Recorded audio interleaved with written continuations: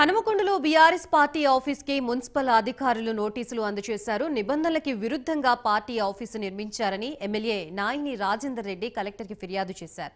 దీంతో 2 సార్లు నోటీసులు ఇవ్వగా బీఆర్ఎస్ నేతలు తిరస్కరించారు. ఇక నిన్న స్వయంగా మున్సిపల్ అధికారులు నోటీసులు అందించారు. 3 రోజుల్లో బిల్డింగ్ పర్మిషన్ పత్రాలు సమర్పించాలని, లేకుంటే చట్ట ప్రకారం చర్యలు తీసుకుంటామని తెలిపారు.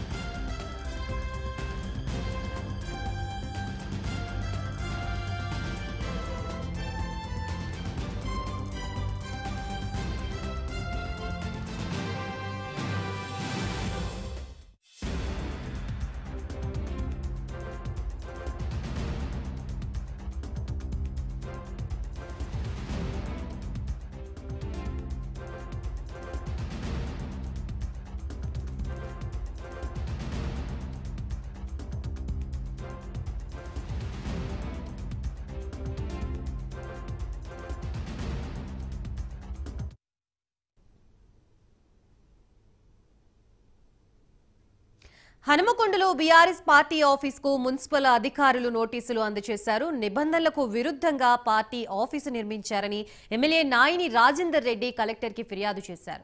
దీంతో 2 సార్లు నోటీసులు ఇవ్వగా బీఆర్ఎస్ నేతలు తిరస్కరించారు. ఇక నిన్న స్వయంగా మున్సిపల్ అధికారులు నోటీసులు అందించారు. 3 రోజుల్లో బిల్డింగ్ పర్మిషన్ పత్రాలు సమర్పించాలని, లేకుంటే చట్ట ప్రకారం చర్యలు తీసుకుంటామని తెలిపారు.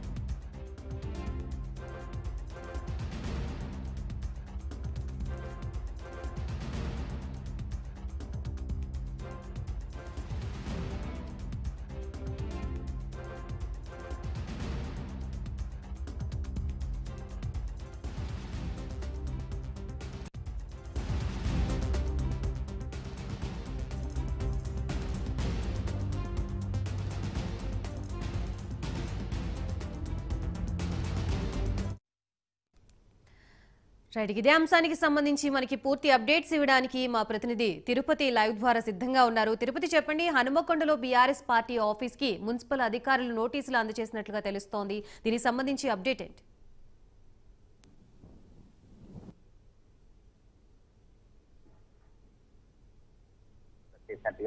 జిల్లాలో చర్చాంశమైన పరిస్థితులు నిన్న నల్గొండ జిల్లాలో మంత్రి కోమటిరెడ్డి వెంకటరెడ్డి మాట్లాడుతూ కూడా బీఆర్ఎస్ పార్టీ కార్యాలయాన్ని కూల్చేయాలి, ప్రభుత్వ నిబంధనల మేరకు నిర్మాణం కొనసాగించాలని కూడా వ్యాఖ్యలు చేశారు. ఇప్పుడు రాష్ట్ర రాజకీయాల్లో వ్యాఖ్యలు మరోవైపు ఉండే హన్మకొండ జిల్లా బీఆర్ఎస్ పార్టీ కార్యాలయానికి మున్సిపల్ సంబంధించినటువంటి అధికారులు నోటీసు అందించారు. ఈ బీఆర్ఎస్ పార్టీ కార్యాలయం 23లో బీఆర్ఎస్ పార్టీ అధినేత కేసీఆర్ ప్రారంభించారు. అప్పుడు నిర్మాణం చేసినటువంటి సందర్భంలో ల్యాండ్ కేటాయింపు కావచ్చు, ల్యాండ్ సంబంధించినటువంటి ఈ బిల్డింగ్ పర్మిషన్ నిబంధనల మేరకు జరగలేదు. 3 రోజుల తర్వాత 3 రోజుల లోపు తప్పకుండా మున్సిపల్ చట్టం ప్రకారం కనుక ఏ అనుమతులు ఉన్నాయి, బిల్డింగ్ పర్మిషన్ సంబంధించిన అనుమతులు కావచ్చు, ల్యాండ్ కేటాయింపు సంబంధించినటువంటి పర్మిషన్ పేపర్లను కూడా మున్సిపల్ అధికారులకు అందజేయాలి. 3 రోజుల లోపు అందజేయకపోతే మున్సిపల్ చట్టం ప్రకారం చర్యలు తీసుకుంటామంటూ కూడా మున్సిపల్ సంబంధించినటువంటి అధికారులు బీఆర్ఎస్ పార్టీ కార్యాలయానికి నోటీస్ అయితే ప్రస్తుతం మనం విజువల్ లో చూస్తున్నాం. హనుమకొండ నగరంలో బీఆర్ఎస్ పార్టీ కార్యాలయం, దీన్ని అనుకునే ఎమ్మెల్యే క్యాంప్ ఆఫీస్ ఉంటుంది. గతంలో బీఆర్ఎస్ పార్టీ ఎమ్మెల్యేగా ప్రభుత్వ చీఫ్ ఉన్నటువంటి దాస్యం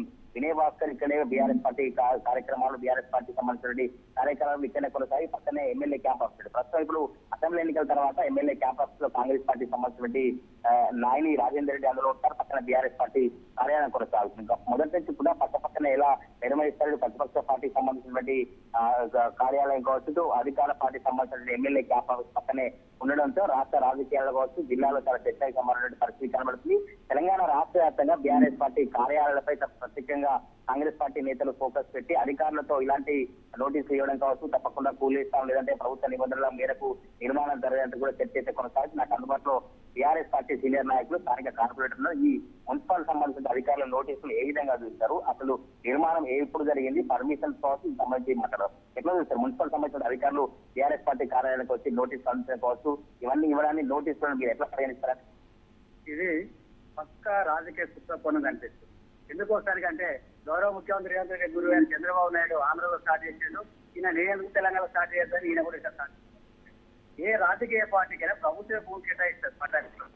ఇక అంతేందుకంటే గౌరవ అప్పటి ముఖ్యమంత్రి కేసీఆర్ గారు హోంపల్లి లోపల కాంగ్రెస్ పార్టీకి 14 ఎకరాల ప్రభుత్వ భూమి కేటాయించింది. హోంపల్లి లోపల ఎంత వాల్యుబుల్ ల్యాండ్ చూడండి, అయినా చేయలేదు. అదే విధంగా గాంధీ భవన్కి ఎదురుగా ఉన్నటువంటి బీజేపీ కూడా అప్పటి ప్రభుత్వాలు ప్రభుత్వ స్థలం కేటాయించారు.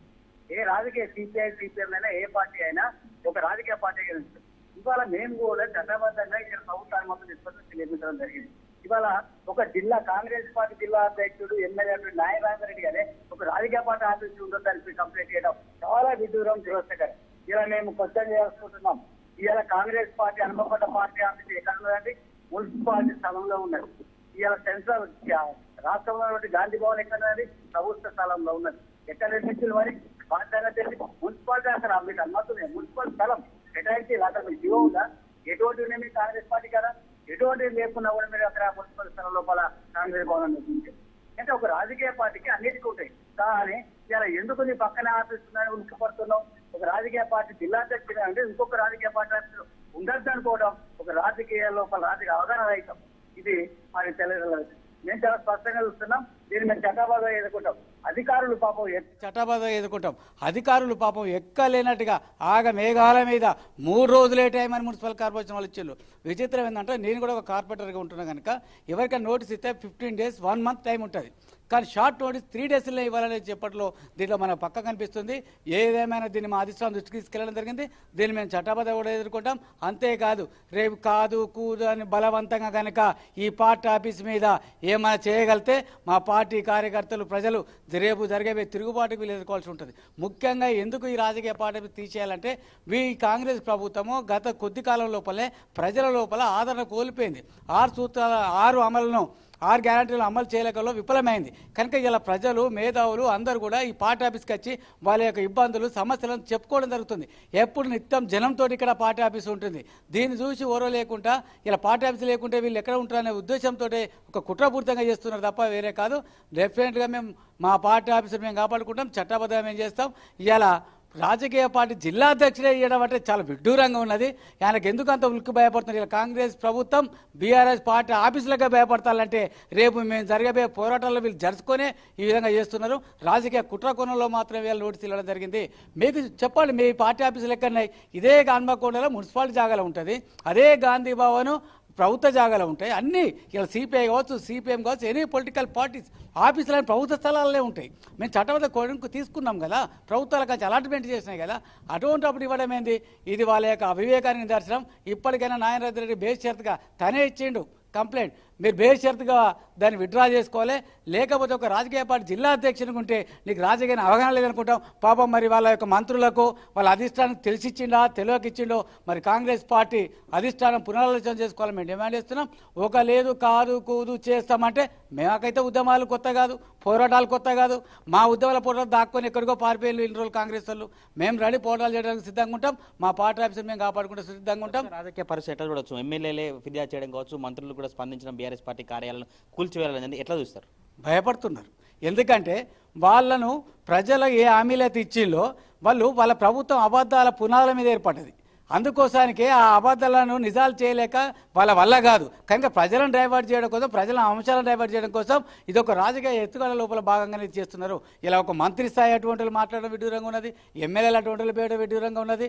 కనుక ఇది మీరు తక్షణం మీరు చేసుకోవాలి. మీరు నిజంగా ఉంటే ప్రజల లోపల మీరు ఇచ్చిన 6 గంటలు అమలు చేసుకొని వెళ్ళండి. అంతే తప్ప పార్టీ మీద మాత్రం ఊరుకునే ప్రసక్తే లేదు.